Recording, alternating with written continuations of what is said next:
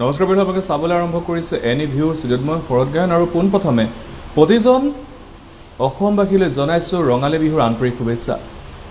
লাও খা বেঙেনা খা বছৰে বছৰে বাঢ়ি যা, মাৰ সৰু বাপেৰ সৰু তই হবি বৰবৰ গৰু।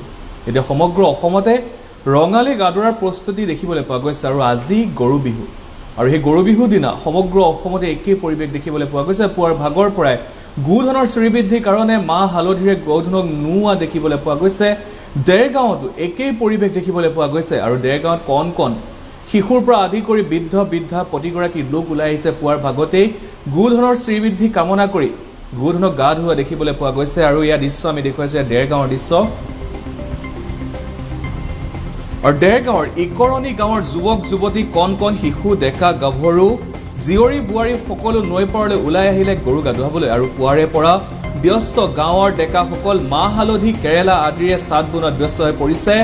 বৃদ্ধ আইতাসকলে বিহু নাম গাই আনন্দ উল্লাস কৰা দেখিবলৈ পোৱা গৈছে নৈ পাৰত। আৰু জুবিনবিহীন প্ৰথমটো বহাগত এইবাৰ পূৰ্বৰ দৰে কিন্তু উৎসাহ দেখিবলৈ পোৱা নাই ডেকাসকলৰ মাজত, যিহেতুকে জুবিনবিহীন এইটো প্ৰথম বহাগ আৰু সেইকাৰণে এইবাৰ আগৰ পূৰ্বৰ দৰে যি উৎসাহ উদ্দীপনা থাকে গাঁৱৰ ডেকাসকলৰ মাজত সেয়া কিন্তু ম্লান হোৱা দেখিবলৈ পোৱা গৈছে। কিন্তু তাৰ মাজতেই অসমীয়া বাপতি সাহোন যি ৰঙালী বিহু, সেই বিহুটিকনো কেনেকৈ পাহৰি থাকে, সকলোৱে আদৰিবলৈ ব্যাপক প্ৰস্তুতি চলোৱা দেখিবলৈ পোৱা গৈছে।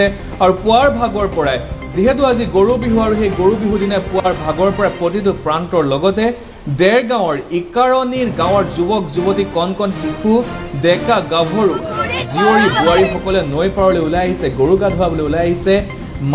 মাহ হালধিৰে গৰু নোওৱা দেখিবলৈ পোৱা গৈছে। সমান্তৰালকৈ যি গোধন, সেই গোধনৰ শ্ৰীবৃদ্ধি কামনা কৰি ভগৱানৰ ওচৰত প্ৰাৰ্থনা জনোৱা দেখিবলৈ পোৱা গৈছে, যেন বিগত যি পৰৱৰ্তী সময়ত যেন গোধনৰ কোনো ধৰণৰ বেমাৰ আজাৰ নহওক, সেইসমূহক লৈ পেলাই এনেধৰণে আজিৰ দিনটোত গৰু গাত এনেধৰণে তিতা কেৰেলা, লাও বা বেঙেনা এনেধৰণৰ সেইবোৰ দলিওৱা দেখিবলৈ পোৱা যায়। মাহ হালধিৰে গা ধোৱা দেখিবলৈ পোৱা যায়। আৰু লগতে লাও খা বেঙেনা খা বছৰে বছৰে বাঢ়ি যা, মাৰ সৰু বাপেৰ সৰু তই হবি বৰবৰ গৰু এনেধৰণৰ গোৱাও দেখিবলৈ পোৱা যায়। আমি সেই দৃশ্যাংশ আমি দেখুৱাই আছোঁ আপোনালোকক দেৰগাঁৱৰ ইকাৰণীৰ দৃশ্যাংশ। আৰু গাঁৱৰ যুৱক যুৱতীসকল ওলাই অহা দেখিবলৈ পোৱা গৈছে। পুৱাৰ ভাগৰ পৰাই ব্যস্ত হৈ পৰিছে ডেকাসকল, মাহ হালধি কেৰেলা আদিৰ চাট বনোৱাত ব্যস্ত হৈ পৰিছে। সমান্তৰালকৈ কিন্তু পিছ পৰি ৰোৱা নাই বৃদ্ধ ককা আইতা সকলো, তেখেতলোকো কিন্তু ব্যস্ত হৈ পৰা দেখিবলৈ পোৱা গৈছে। আমি দৃশ্যাংশ আমি আপোনালোকক দেখুৱাই আছোঁ।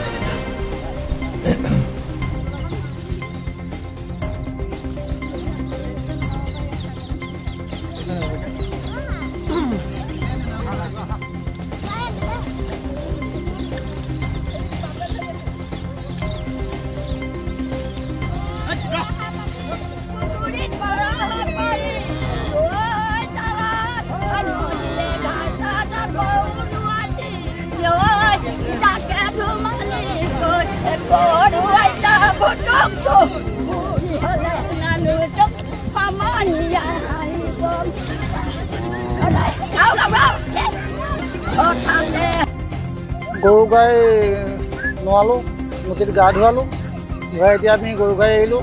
গৈ ঘৰত জ্যেষ্ঠজনক আমি সন্মান জনাম।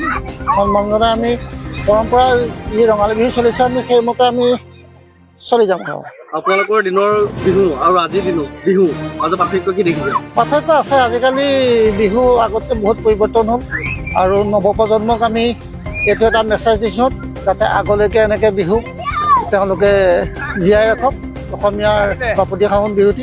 গৰু বিহুখন আমাৰ প্ৰস্তুতি শুই উঠাৰ পৰা মাহ হালধি পিছা, চাট বনোৱা, গৰু গা ধোৱা, অন্যান্য কাম আমাৰ পৰম্পৰা যিখিনি চলি আহিছে সেইখিনিকে আমি বৰ্তমান কৰি আছোঁ।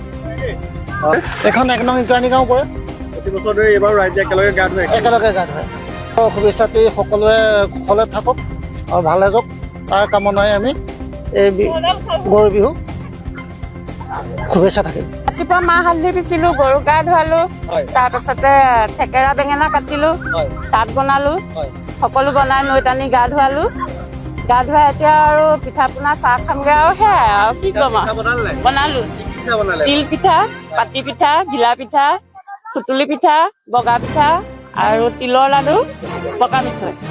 আজিকালি বহুত পাৰ্থক্য হৈ গ'ল। আজি আগৰ দিনৰ বিহু নাইকিয়াই হৈ গ'ল।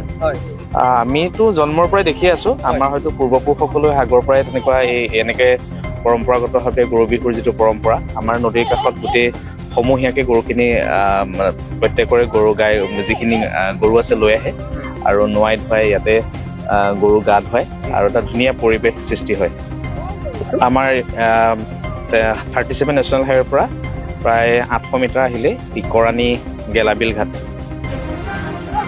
শেহতীয়াকৈ যদিও আমাৰ গৰুৰে আমাৰ খেতি কৰাৰ পৰা আদি কৰি কমি গৈছে তথাপিও আমাৰ প্ৰত্যেকৰ ঘৰত গৰু এটা থকা বা এগৰাকী গাই থকা মানে যথেষ্ট সাহ অনুভৱ কৰা হয় গৰুৰ গোবৰখিনি গৰুৰ গাখীৰকণ বিভিন্ন ক্ষেত্ৰত গৰুৱে যথেষ্ট আমাক সহায় কৰি আছে আৰু সেই গৰুৰ জৰিয়তে আমি পুৰণি দিনৰ পৰা কৃষি কৰ্মৰ লগত জড়িত হ'বলৈ গৰুক ব্যৱহাৰ কৰিছিলোঁ যদিও শেহতীয়াকৈ গৰুক আমি